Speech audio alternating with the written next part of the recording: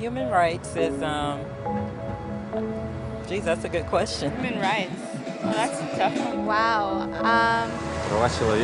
I don't even know how to give that a definition. I would probably have to do a little bit of homework or something. Any right that I think just as a normal, human, The rights that humans have.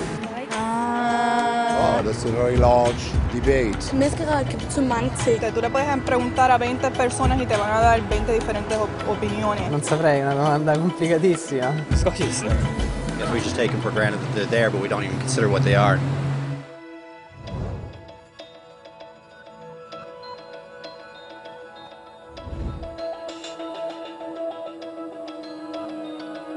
Los derechos humanos son los derechos que tienes simplemente por ser humano. Es la forma en que instintivamente esperas que se te trate y el trato que mereces como persona, como el derecho a vivir en libertad, hablar con franqueza y ser tratado con igualdad. Hay muchos tipos de derechos. La mayoría tienen que ver con cierto grupo. Pero los derechos humanos son los únicos que le corresponden absolutamente a todo el mundo en todas partes. Eso significa niños, gente mayor, pobres, jugadores de básquet, basureros, cantantes de rap, maestros, africanos, indios, albanos, cristianos, musulmanes, cabalistas, ateos, tu madre, tu padre, el vecino y tú. Todos tienen los mismos derechos humanos exactos. En otras palabras, son universales. Pero la cuestión sigue en pie. ¿Qué son? Name the human rights? What the human rights are? the right to live, equality between all peoples. Right to religion, the right to... Is there supposed to be a list somewhere I should be aware of? De acuerdo con las Naciones Unidas, hay un total de 30 derechos humanos, que generalmente se agrupan y se llaman simplemente derechos humanos. Se enumeran en la Declaración Universal de los Derechos Humanos, que es el documento sobre el tema más aceptado en el mundo. Pero llevó mucho tiempo para que llegaran. Al principio no había derechos humanos. Si estabas con la gente adecuada, estabas a salvo. Si no, no lo estabas.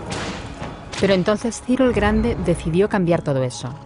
Tras conquistar Babilonia, hizo algo completamente revolucionario. Anunció que todos los esclavos podían irse en libertad. También dijo que la gente era libre de elegir su religión, sin importar de qué grupo fueran parte. Documentaron sus palabras en una tablilla de arcilla, conocida como el cilindro de Ciro, y así sin más nacieron los derechos humanos. La idea se extendió rápidamente, hasta Grecia, la India y al final hasta Roma. Se dieron cuenta de que la gente seguía de forma natural ciertas leyes, incluso aunque no se les dijera que las siguieran. Llamaron a esto derecho natural, pero siguió siendo pisoteado por quienes se encontraban en el poder. No fue hasta 1000 años más tarde en Inglaterra donde finalmente hicieron que el rey estuviera de acuerdo en que nadie podía invalidar los derechos de la gente, ni siquiera un rey. Los derechos de la gente fueron finalmente reconocidos y estaban ahora a salvo de los que estaban en el poder. Hasta cierto punto. Todavía hizo falta que un grupo de rebeldes británicos declarara su independencia antes de que el rey entendiera que todos los hombres han sido creados iguales. Es decir, no es que a él le gustara la idea, sino que no pudo pararles, y así nació América. Los franceses siguieron inmediatamente con su propia revolución por sus propios derechos. Su lista era más larga e insistían en que esos derechos no eran solo inventados, eran naturales. El concepto romano de derecho natural se había convertido en derechos naturales. Por desgracia, no todo el mundo estaba tan entusiasmado. En Francia, un general llamado Napoleón decidió derrocar la nueva democracia francesa y se coronó a sí mismo emperador del mundo. Y casi tuvo éxito. Pero los países de Europa unieron fuerzas y lo derrotaron.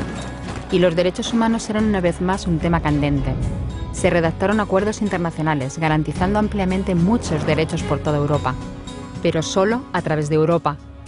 El resto del mundo de alguna forma todavía no cualificaba. En vez de eso, fueron invadidos, conquistados y consumidos por los enormes imperios europeos. Pero entonces un joven abogado de la India decidió que ya había sido bastante. Se llamaba Mahatma Gandhi y frente a la violencia insistió en que toda la gente en la tierra tenía derechos, no solo en Europa. Al final, hasta los europeos empezaron a estar de acuerdo. Pero no iba a ser tan fácil. Habían estallado 2 guerras mundiales. Hitler exterminó a la mitad de la población judía de la Tierra en los horrorosos campos de muerte nazi. En total, 90 millones de personas habían muerto. Nunca los derechos humanos habían estado tan horriblemente cerca de la extinción. y nunca había estado el mundo tan desesperado por un cambio. De forma que los países de la Tierra hicieron causa común y formaron las Naciones Unidas. Su propósito básico era reafirmar la fe en los derechos humanos fundamentales, en la dignidad y el valor de la persona humana. ¿Pero qué eran los derechos humanos? ¿Eran las proclamaciones de Ciro? ¿El derecho natural de Roma? ¿Las declaraciones de Francia? Todo el mundo parecía tener una idea ligeramente distinta de lo que deberían ser los derechos humanos. Pero bajo la supervisión de Eleanor Roosevelt, finalmente se pusieron de acuerdo en una serie de derechos para absolutamente todo el mundo. La Declaración Universal de Derechos Humanos. El concepto francés de los derechos naturales se había convertido finalmente en los derechos humanos. Así que, en resumen, al principio solo unos cuantos afortunados tenían derecho alguno, hasta que uno de ellos decidió, oye, otra gente también debería tener derechos, lo que fue estupendo, salvo que no todo el mundo estuvo de acuerdo. Y solo que llevó unos cuantos miles de años de lucha, declaraciones y más lucha hasta que finalmente todo el mundo estuvo de acuerdo en que los derechos humanos deberían ser para todos. Y vivieron felices y comieron perdices. Salvo que hay un pequeño problema.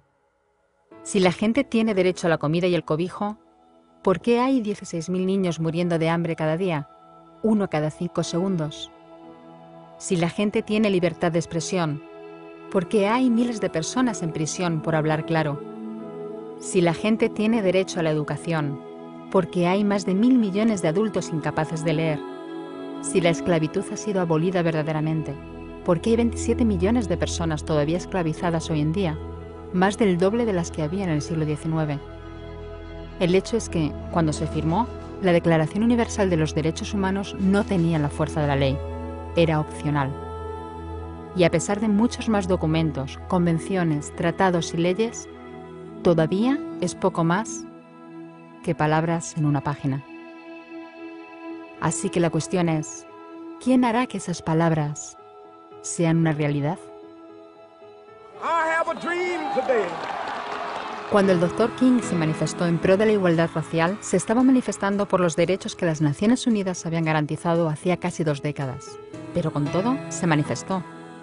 Cuando Nelson Mandela defendió la justicia social en la década de 1990, su país ya había estado de acuerdo en abolir esa discriminación desde hacía ya casi 40 años. Pero con todo, él luchó. Los que luchan hoy en día contra la tortura, la pobreza y la discriminación no son gigantes o superhéroes. Son gente, niños, madres, padres, maestros, individuos librepensadores que se niegan a quedarse callados, quienes se dan cuenta de que los derechos humanos no son una lección de historia, no son palabras en una página, no son discursos, ni anuncios, ni campañas de relaciones públicas. Son las elecciones que hacemos cada día como seres humanos. Son la responsabilidad que todos compartimos, de respetarnos mutuamente, ayudarnos y proteger a los necesitados. Como Eleanor Roosevelt dijo, ¿dónde empiezan después de todo los derechos humanos universales? En pequeños lugares cerca de casa, tan cerca y tan pequeños que no pueden verse en los mapas del mundo.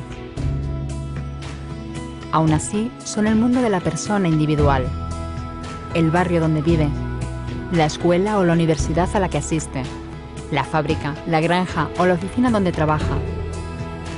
Esos son los lugares donde cada hombre, mujer y niño buscan justicia igualitaria, igualdad de oportunidades, dignidad igualitaria sin discriminación. A menos que esos derechos tengan un significado ahí, tienen muy poco significado en cualquier otra parte.